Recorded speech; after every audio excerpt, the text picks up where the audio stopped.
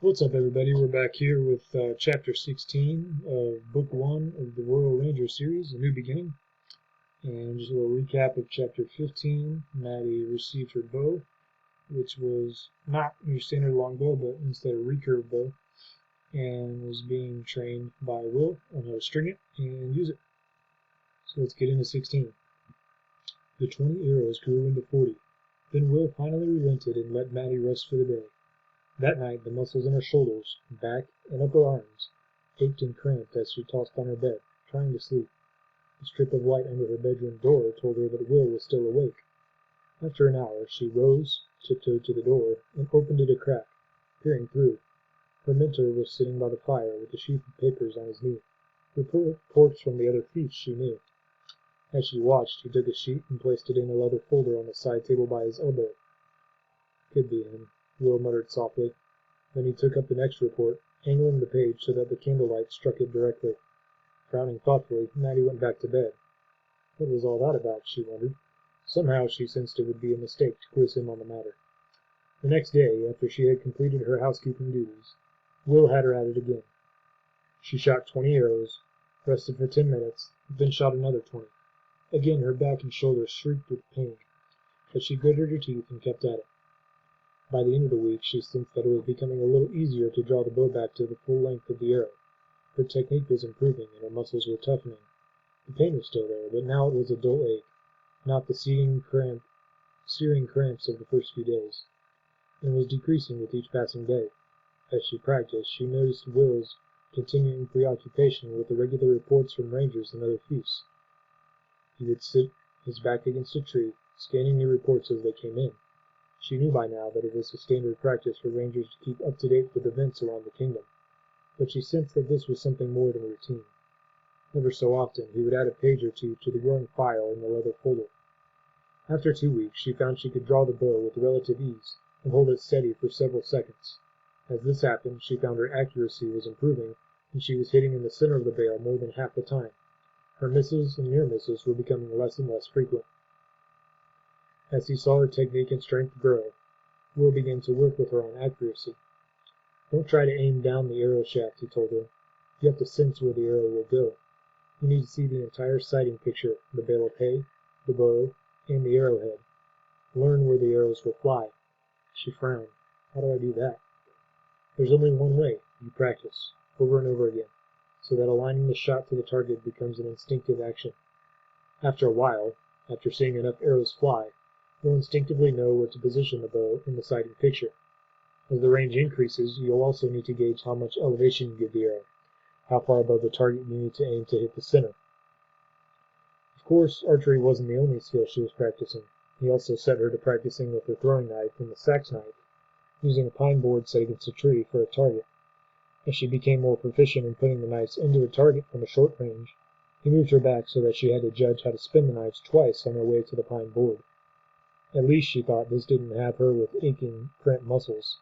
She had to admit there was no sound in the world more satisfying than the solid thunk of a knife burying its point into the pine wood, and nothing more frustrating than the vibrating rattle of an inaccurate throw hitting the board side on and bouncing harmlessly into the trees.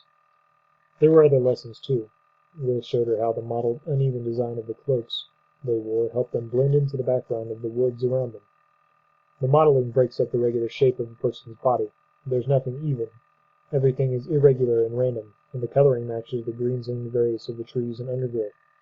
But the real secret is to stand absolutely still. Most people are spotted when they think they've already been discovered and will move. It's movement that gives us away.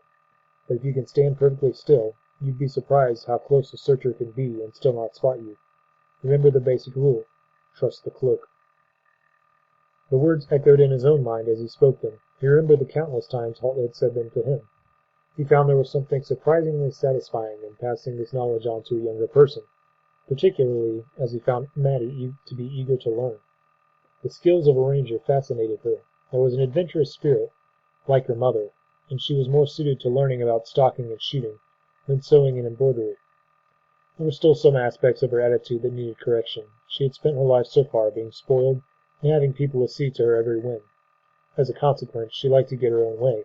If things didn't go well immediately, she could become impatient and frustrated. and while she was a much more pleasant person than she had been initially, there was still a level of petulance there as well. Like her mother, Will thought to himself, remembering how Evelyn had been on their first day together on Eric's ship on Scorgil. But Mattie was also determined, which was possibly the reverse side of petulance, he thought, and that definitely won his approval. He noted that even when she wasn't shooting, she would string the bow, then spend 20 minutes to half an hour simply drawing the string back and slowly releasing it, building her muscle memory and strength. He came to her at the rear of the cabin one day, struggling with the thick stringer cord to bend the length of the bow and set the bowstring in place. "There's another way to do that," he said. "You don't have to carry a string around all the time." He held out his hand and she passed him the unstrung bow. He detached the stringer and handed it back to her. "I think your strength might have improved enough for you to try this way," he said. She watched as he hooked one of the recurve spurs around the front of his left ankle, then stepped his right foot through the gap between the loose string and the bow. Then, with his left ankle holding the bow firmly in place, he used his weight and the strength of his back and right arm to bend the bow forward using his right thigh as a fulcrum. The bowstring slid smoothly up the limb of the bow, and he seated it firmly in its notch. Then he straightened and handed her the strung bow. "There," he said. "You unstring it the same way. Try it." She mimicked his position and pushed against the bow limb to bend it so that she could release the loop of the bowstring from the top of the bow. She struggled at first, but found that by using the strength of her legs, her back, and her newly tautened shoulder and arm muscles, she could bend the bow forward. She smiled triumphantly at him. He nodded, and smiling, but that didn't dampen her sense of achievement. She settled the bow firmly against her left ankle, then heaved at it to reset the string. She struggled over the last few vital centimeters, then felt a sense of accomplishment as the looped end of the bowstring slid home. "Is that how you string your bows?" she asked. She realized that she had never seen him do this. He shrugged. "Sometimes. It's easier with the recurve, the way it locks behind your ankle and stays in place. With a normal longbow that can slip out at the most embarrassing time, but generally I use this." He gestured to the back of his right boot, and she noticed that there was a loop of leather strap there behind the heel. "I put one end of the bow into that loop, then use my whole body to bend the bow over my back while I slide the string into place," he said. She nodded thoughtfully, seeing how it would work. "So the idea is to use all your muscles to bend the bow, back, legs, and arms," she said. "That's the best way to do it. Use everything you've got. Don't overwork one part. Most rangers are small, after all. We need to use all the muscles we got." She looked at him curiously. She had never thought of him as being particularly small. But now she realized that he was much shorter than her father, and most of the other knights and warriors she had known over the years. Shorter, perhaps, but no smaller around the shoulders and chest. She guessed that a lifetime of practicing with his longbow, with his draw weight of 80 to 90 pounds, had developed those muscles to their current condition. As he so often did, Will seemed to sense what she was thinking. "There's something to be said for being small," he told her. "After all, the bigger you are, the more there is to hide." He nodded at the bow that she was still holding in her hand. "Don't let me stop you practicing," he said, and strolled away.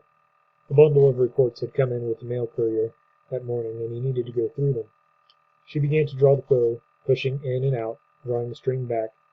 Now she found she could bring it back past her nose until her index finger was almost touching the corner of her mouth. "I may need to make you some longer arrows," she heard him say. She looked up in surprise. She thought he had gone, but he had stopped at the corner of the cabin to watch her.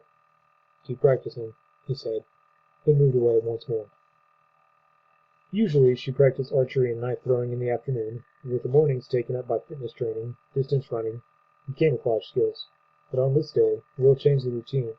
They ate lunch together in the cabin, fresh bread, sharp, tangy cheese, and apples. She washed hers down with cool milk while he had coffee. He'd shown her how to grind the beans rather than just dump them in the pot, and douse them with boiling water. He sipped the last few drops appreciatively. "You're getting better at this," he said. They cleared the table together and washed their plates. Then she reached for her bow and quiver, which were hanging from hooks beside the door. But he shook his head. "Not today," he said. "Today, I want to see how good you are with that sling of yours." "I'm pretty good," she said confidently, although when she thought about it she realized that she hadn't used the sling since she'd been at Redmont. Her days had been preoccupied with the bows and her knives. Will raised an eyebrow. "And modest about it as well," he commented. She shrugged, hoping that she wouldn't disgrace herself when the moment came. She went to her room and took the sling and a pouch of shot from the chest that contained her belongings. In the clearing outside, Will had set up 5 poles, each topped by a battered helmet he had scavenged from the discard pile at the Redmont Battle School Armory. The 5 poles were at staggered distances, with the closest a mere 20 meters away, and the farthest more than 40. There was no symmetry in their placement. The nearest pole was on the extreme right, and the farthest in the middle of the line, with the others staggered randomly. She assessed the targets thoughtfully. This was a tougher test than Holt and Crowley had set for her at Castle Araluan. She'd have to assess the distance for each shot. She tied her shot bag onto her belt, selected one of the lead balls, and set it in the sling's pouch, letting the weapon dangle from her right hand, swinging loosely. He watched closely as she loaded the sling, then put out his hand. "May I see?" he asked, pointing to the weighted pouch. She took out another shot and handed it to him, watching as he assessed its weight and heft. "Lead," he said. "Your mother used stones, as I recall." She nodded. "I used to use stones. I still would, at a pinch, but the weight varies and the shapes are irregular, and that affects your accuracy. This way, I know each shot is identical to the one before it. You wouldn't shoot arrows that were different lengths and weights, would you?" He nodded, appreciating the point. "Where do you get them?" "I make them. I have a mold. I melt the lead and pour it in. Then I file off the little edges that form around the joint in the mold." He said. He studied the shot and could see the file marks where she'd smoothed off its circumference. He approved of people making their own weapons and projectiles, particularly someone who was a princess and could have handed off the task to the armorers at Castle Araluan. "Right. 5 shots, 1 for each helmet. Let's see how good you really are," he said. He placed a slight emphasis on the word "really," and watched to see how she reacted to it. She glanced at him, her lips tightening into a thin line. A challenge had been issued, and she was about to take it up. "Which one first?" she asked. He screwed up his lips in mock consideration. "Let's see. Those 5 helmets represent 5 Timajai warriors charging toward you, bent on separating you from your head. Which would you choose as the first target?" The answer was obvious. "The closest," she said, and he nodded, then gestured toward the line of helmets. "Of course, by now he would have been upon you, and your little sling wouldn't be doing you much good, would it?" She took the hint. He watched as she turned side on, advancing her left foot towards the target, letting the loaded sling drop back behind her extended right arm. She let it swing once, setting the shot in the pouch, then brought her right arm up and over in a near vertical arc, whipping the sling over and releasing as she stepped through with her right leg. Clang! The helmet she selected as a target jumped in the air under the impact of the heavy lead ball and clattered on the ground, rolling from side to side. Almost immediately she reloaded the sling and cast again, this time at the helmet on the extreme left of the line. Clang! The shot struck off-center, and the helmet rotated wildly on the pole, but she was already lining up a third target. She cast again, but she was a little hasty, and the lead ball whizzed past the helmet, missing it by 30 centimeters. She hesitated, not sure whether to shoot at that target again. "He's still coming at you," Will said quietly. Quickly she reloaded, cast again, and sent the helmet jumping off the pole and spinning in the dust. 1 shot left. She loaded, lined up the nearest remaining helmet, and threw. The sling whipped overhead, the lead shot whizzed away, and smashed square into the front of the helmet, putting a huge new dent in its battered surface. She looked at him, her face flushed. "How do you think that went?" he asked her, his face and voice devoid of expression. She shrugged, trying not to look too pleased with herself. "Well, 4 out of 5. That's pretty good, isn't it?" He regarded her for a few seconds in silence. "There were 5 Timajai warriors charging you," he said. "You hit 4 of them. Presumably the 5th one reached you. In that situation, 4 out of 5 isn't pretty good. It's pretty dead." She felt herself reddening with anger and embarrassment. He was right, she thought. In this world, 4 out of 5 wasn't good enough. "Keep practicing," he told her. "Until I get it right," she said, but he corrected her. "No, until you don't get it wrong." Alright, so that's the end of chapter 16. Maddie getting better with the bow and with her throwing knives and staffs, but realizing that pretty good isn't good enough for a ranger. Practice until you don't get it wrong. Alright, so that's it for chapter 16. I'll see you guys next time for chapter 17. Have a good one, and God bless.